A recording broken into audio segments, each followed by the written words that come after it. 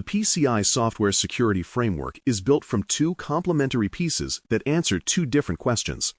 The Secure Software Lifecycle, SSLC, asks whether the vendor's way of building software, policy, process, training, reviews, and release discipline consistently produces secure outcomes. The Secure Software Standard, often shortened to the Secure Software Standard family, focuses on the software product or module itself, its design choices, protective features, resistance to known attack classes, and the integrity of what is shipped. From an assessor lens, SSLC describes the factory, while the Secure Software Standard evaluates the car that rolls off the line. The factory can be validated even as specific models evolve. Products can be validated to show that a particular release series and feature set meet defined security objectives. The exam expects you to categorize a statement or scenario into one of these two buckets and to infer what sort of evidence would be appropriate: lifecycle artifacts for SSLC claims, product-specific artifacts for secure software claims.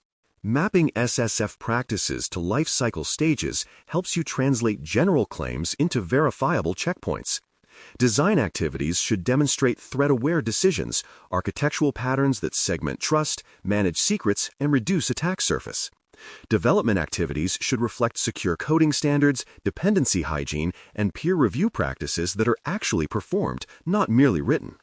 Testing should include unit and integration tests that cover security-relevant behavior, plus targeted verification like static analysis, dynamic analysis, and fuzzing where appropriate to the technology stack.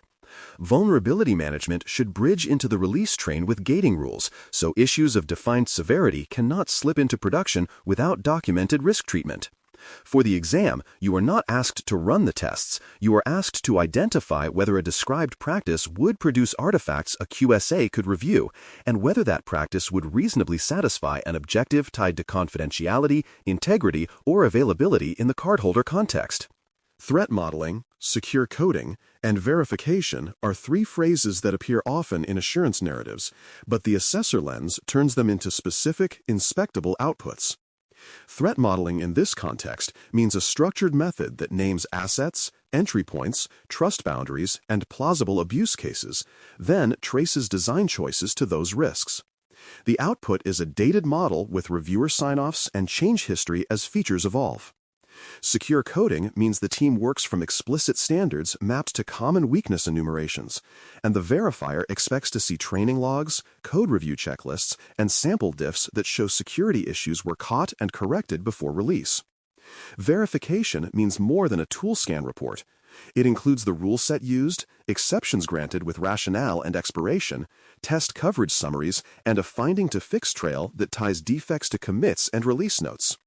On the exam, when a question lists activity names without artifacts, assume the correct answer emphasizes evidence, not slogans. Evidence is the currency of assurance, so know what good looks like. A mature SSLC produces policies that people actually follow, short documents referenced by procedures, tickets, and checklists with names and dates. Test results become actionable when they include scope, methodology, and thresholds that determine pass or fail, along with the decision records that gated a release. A software bill of materials, SBOM, matters because it shows component lineage. The assessor expects a format that allows correlation to known vulnerabilities and that is updated as dependencies change. Signed release artifacts, hashes, signatures, and provenance metadata show that what the operator installs is exactly what the vendor intended. For the PCI exam, remember that you are not parsing the bytes. You are judging whether the vendor's pipeline leaves a trustworthy trail from source to ship, and whether the operator keeps that trail intact into deployment. Procurement is often where assurance wins or fails, and SSF gives you a shared vocabulary to ask sharper questions. An intake questionnaire aligned to SSF requests specific, verifiable proofs. The latest SSLC validation report or listing, secure software validation details for the relevant product and version, the vendor's SBOM format and delivery cadence, sample release notes showing security fixes, and documented secure configuration guidance for the cardholder data environment.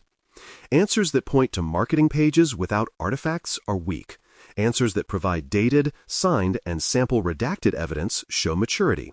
For the exam, be ready to prefer options that shift the conversation from claims to proofs and that tie vendor responsibilities to your organization's configuration and monitoring duties. In short, procurement should anticipate what an assessor will ask months later and capture it at the moment of selection. Patch intake turns vendor assurance into operational trust, and even though you are not writing the runbook on the exam, you are expected to know the evidence trail. Advisories should map to specific components in the SBOM, allowing you to identify whether your deployed version is affected.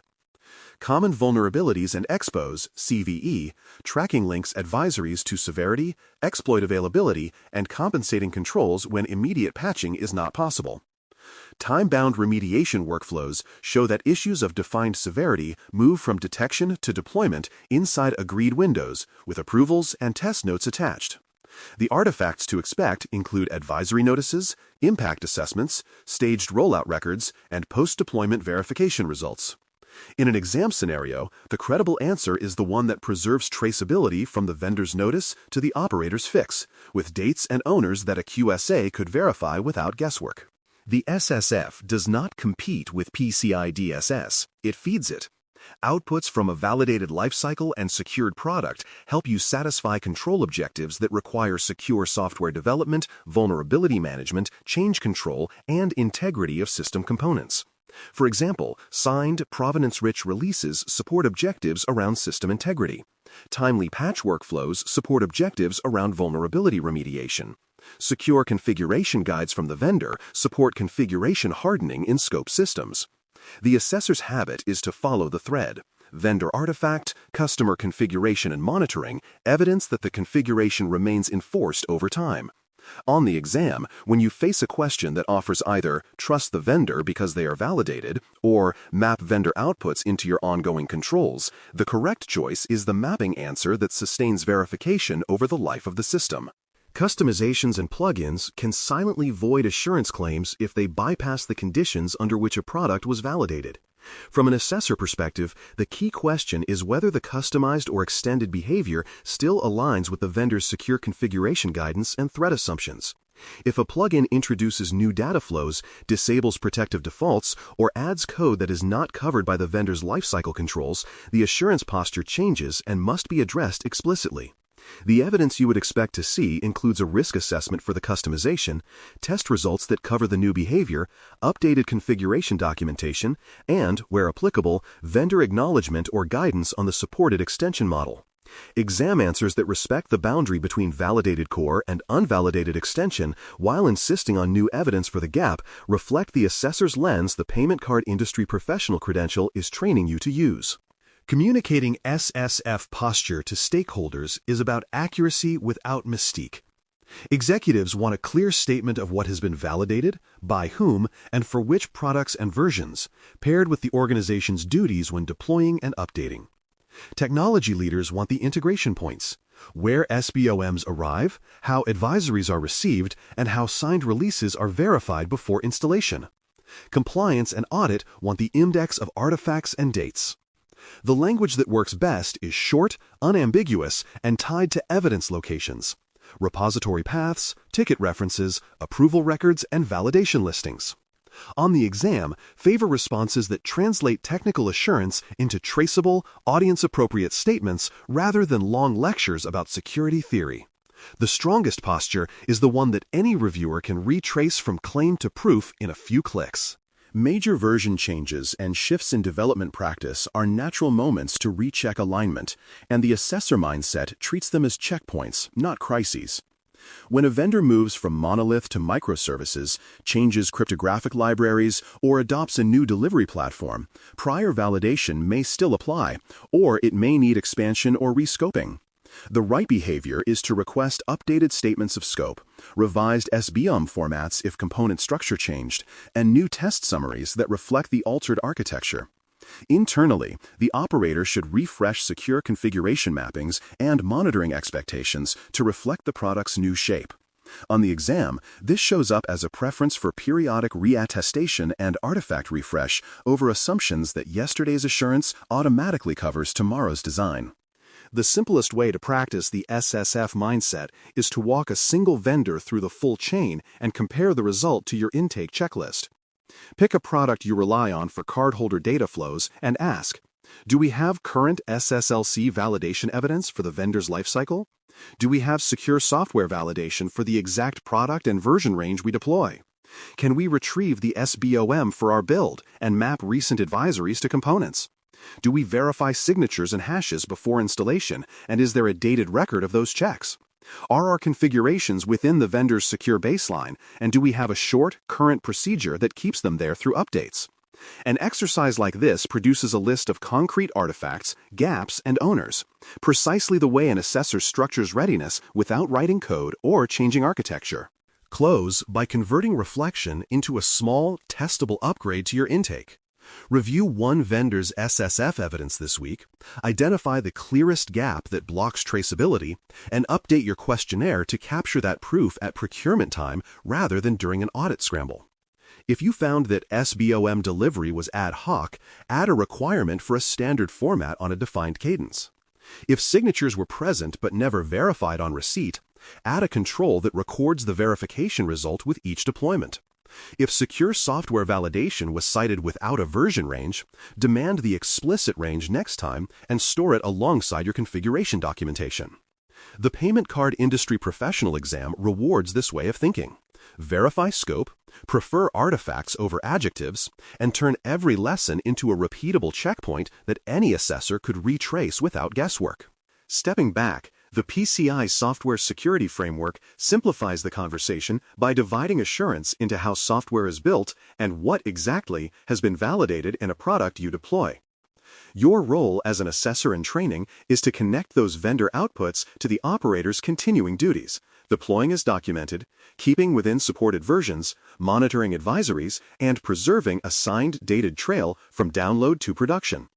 When a scenario tempts you to overtrust a badge, you pivot to scope statements, artifacts, and the ongoing behaviors that keep the claim true over time. This lens does not turn you into a developer. It turns you into a reliable judge of whether good development and good product security are visible in the places where you would expect them to leave a mark. What makes SSF practical on the exam is that it turns complex engineering stories into concrete, reusable pieces of evidence. Policies become evidence when people sign them and procedures cite them. Tests become evidence when their thresholds are defined and their exceptions are dated. Components become evidence when the SBOM is current and machine correlable to known issues. Releases become evidence when signatures verify and provenance is recorded. Configurations become evidence when they map to vendor guidance and are monitored for drift. If you train yourself to ask, where would that proof live, who would own it, and what date would I see on it, you will consistently choose answers that match the assessor's discipline, which is exactly the habit the Payment Card Industry Professional credential is built to reinforce. Finally, remember that SSF is not a replacement for PCI DSS, but a way to make its software-related objectives auditable without performing the development work yourself. When vendors invest in lifecycle and product validation, they make it easier for merchants and service providers to deploy strong software and to show that it stays strong through change. Your value, as someone preparing for the exam, is to keep the chain intact. Pick vendors whose claims are specific and current, collect the right artifacts at selection time, connect those artifacts to your deployment behaviors, and revisit the match after major change. The result is a calm, evidence-first posture that satisfies both the spirit and the letter of payment security programs. That is how you navigate the PCI software security framework with confidence, by reading the map the way an assessor does and by trusting the pieces only as far as the proofs can carry them. Thanks for listening. For more audio courses, daily newsletters, and more, please visit baremetalcyber.com.